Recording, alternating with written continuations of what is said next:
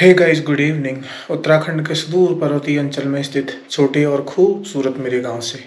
और अभी आपको अंधेरा सा लग रहा होगा ना देखने में कमरे में, क्योंकि मैंने अभी लाइट नहीं चलाई हुई है और पूरी तरह से अंधेरा होने में अभी थोड़ा सा समय बाकी है।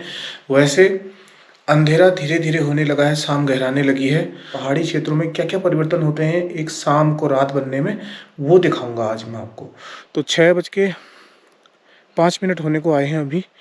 तो इन चोटियों पर जो सिंदूरी सा एक प्रकाश दिखाई देता है वो धीरे धीरे अब मिटने सा लगा है। एक स्याह कलर होने लगा है धीरे धीरे। चारों तरफ कुछ ऐसा माहौल है।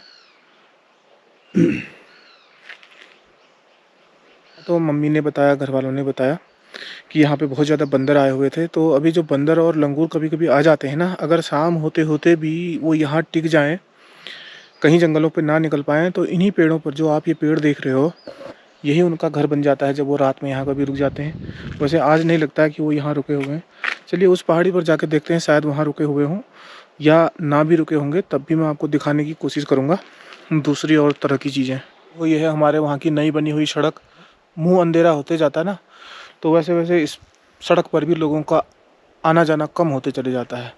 फिर आपको ये सड़क ऐसी लगेगी बिल्कुल वीरान सुनसान सी।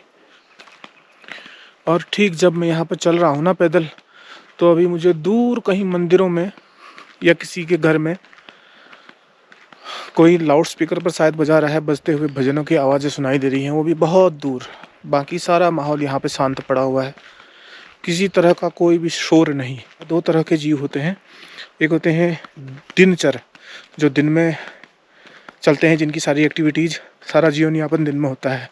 और एक होते हैं रात्रिचर। तो रात्रिचर वो जीव होते हैं जो रात होने के बाद एक्टिव होते हैं, तो उनका सारा जीवनचर्या फिर रात को चलती है। इसके बाद जब ये रात और गहरा जाएगी, अंधेरा पूरी तरफ से सब दिशाओं को ढक लेगा, तब साम्राज्य शुरू होगा रात्रिचर जीवों का। उसमें अलग अलग तरह की विचित्र सी अजीबोगरीब आवाज़ें सुनाई देना शुरू हो जाती हैं। और ये इस तरह जो घर के नज़दीक झाड़ियाँ होती हैं ना, ये जो झाड़ियाँ हैं कभी कभी बहुत ख़तरा पैदा कर देती हैं, क्योंकि इन्हीं में जंगली जानवर कभी कभी छुप के घात लगा के बैठे रहते हैं। लेकिन जंगली जानवर भी इतने नासमझ नहीं होते हैं कि कहीं यूं ही घात लगा करके बैठ जाएं। उन्हें भी पहले वो मार्क करते हैं, पता है, पहले वो भी सॉर्ट आउट करते हैं। जहां उन्हें अपने खाने लायक जानवर दिखे, स्पेशली डॉग्स और ये गोट्स, बकरियां वगैरह दिखें, के बाद इन झाड़ियों के आसपास घात लगा कर बैठे रहते हैं। जैसे उन्हें मौका मिलता है, झपट्टा मार करके बस एक की जीवन लीला वहीं समाप्त कर देते हैं। और इस रोड से चलता चलता मैं आ चुका हूँ आपके साथ बातें करते करते उस जंगल की तरफ जहाँ मुझे टाइगर दिखाता है। ये है ग्राम सभा चनोली का जंगल।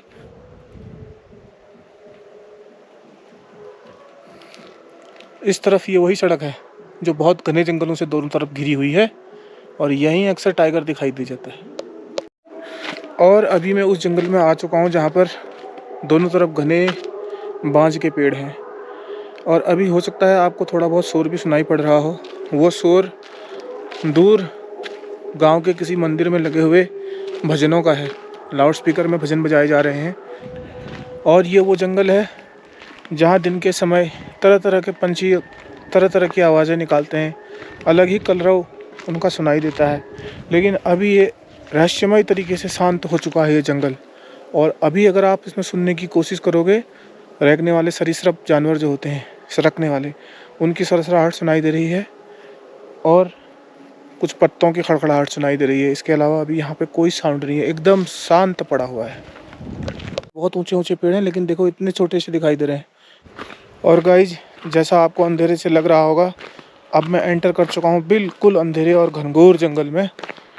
तो अभी यहाँ पे मुझे थोड़ा थोड़ा डर भी लग रहा है, क्योंकि हो सकता है ऐसे माहौल में मुझ पर अगर बाघ हमला कर देगा तो ये ब्लॉग मेरा आखिरी ब्लॉग भी हो सकता है।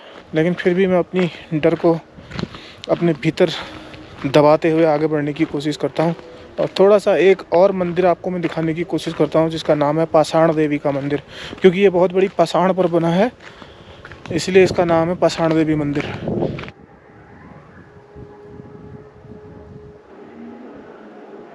और इतनी देर के बाद बड़ी मुश्किल से एक वाहन हमको यहाँ से गुजरता हुआ दिखाई दिया, वरना यहाँ वाहनों की भी आवत जावत कम हो जाती है।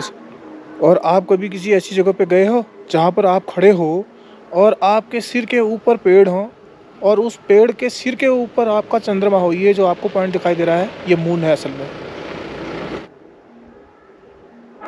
और जहाँ पे अभी हम पहुँचे हैं ना, यही है मंदिर का गेट, जय शेर वाली मैया। चलिए एक बार घंटी बजाते हैं। और ये जो ऊंचा पाषाण है ना, इस पाषाण में ऊपर मंदिर है, वो भी थोड़ा आपको दिखा दो रात में। जय शेर वाली मैया। चलो गाइस ऊपर चलते हैं। हालांकि पहाड़ में शेर तो नहीं आता है, लेकिन बाघ तो आता ही है ना। और ये देखिए मंदिर अभी दिखाई नहीं देगा आपको, अंधेरा हो चुका पूरा। और ये देखिए पूरा पाषाण, इस पाषाण के ऊपर वहाँ चांद दिखाई दे रहा है। तो आओ चलते हैं। अभी ज़्यादा यहाँ रुकने की कोशिश नहीं करते, क्योंकि कोई जंगली जानवर भी आ सकता है, उसका भय तो बना ही हुआ है। बहुत ज़्यादा अंधेरा हो चुका है, अभी यहाँ से चुपचाप लौट चलते हैं। अब लगभग पूरी तरह से अंधेरा होने को है। मेरा भी एकदम छाया चित्र जैसा ही बनते हुए आ रहा है इसमें। यहाँ जंगल पूरी तरह शांत और वीरान हो चुका है। गाइज 6:30 हो चुका है और एक गुलाबी शाम ऑलमोस्ट पूरी शाह रात में बदलने को है। अब ये मेरे हिम्मत से बाहर की बात है कि मैं कहीं और जाऊं। अब मुझे वापस लौटना पड़ेगा। पहाड़ की चोटी पर जाना और दूसरे जंगलों की तरफ जाना ख़तरनाक हो सकता है और उसमें जान का खतरा हो सकता है। मिलते हैं सीधे घर जाकर। सब पंछी तक अपने अपने घोंसलों में दुबक चुके हैं। सारे लोग अपने अपने घरों को लौट चुके हैं और अभी कहीं कहीं दूर से मुझे निशाचरों की विचित्र आवाज़ें आना शुरू हो चुकी हैं। अगर आपको भी ये झिंगरों की और दूसरे निशाचरी कीड़ों की आवाज़ें सुनाई दे रही हों,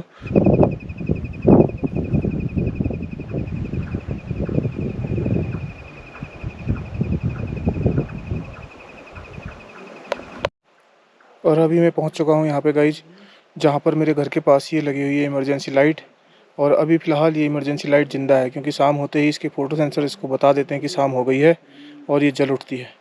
तो अभी फ़िलहाल रोशनी में कुछ इस तरह का सीन है, चारों तरफ बाकी अंधेरा छाया हुआ है। अब सीधे अंदर जाके मिलूँगा। मैं उसी जगह वापस आ चुका हूँ जहाँ से मैंने अपना ब्लॉग स्टार्ट किया था गाइज। तो कैसा लगा आपको ये इवनिंग टूर, आप मुझे कमेंट करके बताना। इन फ्यूचर क्या मैं रात के समय घूमने का कोई ब्लॉग बनाऊँ, एडवेंचर ऐसा कोई ब्लॉग बनाऊँ जिसमें मैं रात में जंगल में घूमूँ? कमेंट में बताना, राय देना अपनी। तो चलिए फ़िलहाल इस ब्लॉग में इतना ही। अगले किसी ब्लॉग में फिर आपसे मुलाकात करूँगा। तब तक के लिए take care, bye bye, thank you.